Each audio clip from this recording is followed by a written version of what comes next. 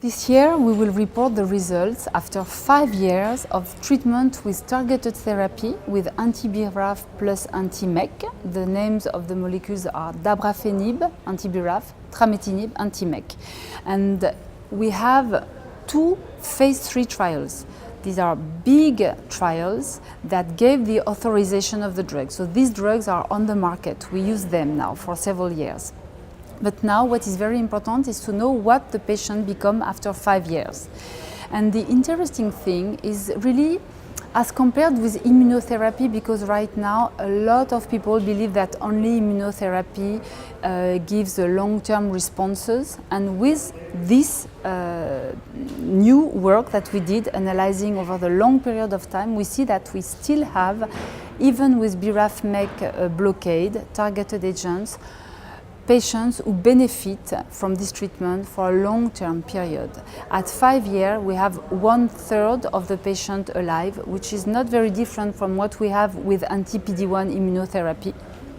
So I just have to remind that these anti-BRAF, anti-MEK treatment can be given only if the patient have a BRAF mutant melanoma, which is concerning about half of the patient with melanoma. So only 50% of the patient can benefit from this treatment, whereas for immunotherapy it can be given regardless of the mutation. Okay?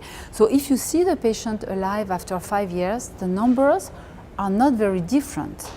And if you look at the patients who are free of progression after 5 years, it's about 20%. But the big difference is that with immunotherapy, if you obtain the best thing that you want to obtain, which is a complete response, disappearance of all metastases, then with immunotherapy, most of the case you can stop the treatment and the patient remains in complete response.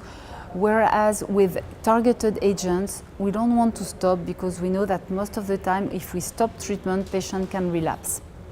And also what is very important in our field of melanoma now is that obtaining a complete response is now one of our objectives, which is very new in cancer treatment. These are the patients who complete their response, who really live longer.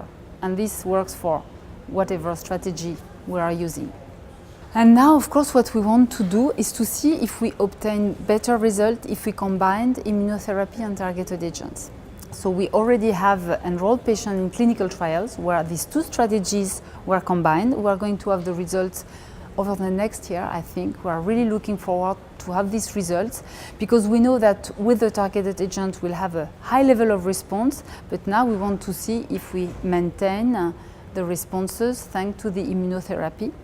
And also what we do, and what I think is very interesting, is to do sequential strategies, meaning you give targeted therapy for a short period of time, and then, even if the patients are responding well, you switch to immunotherapy.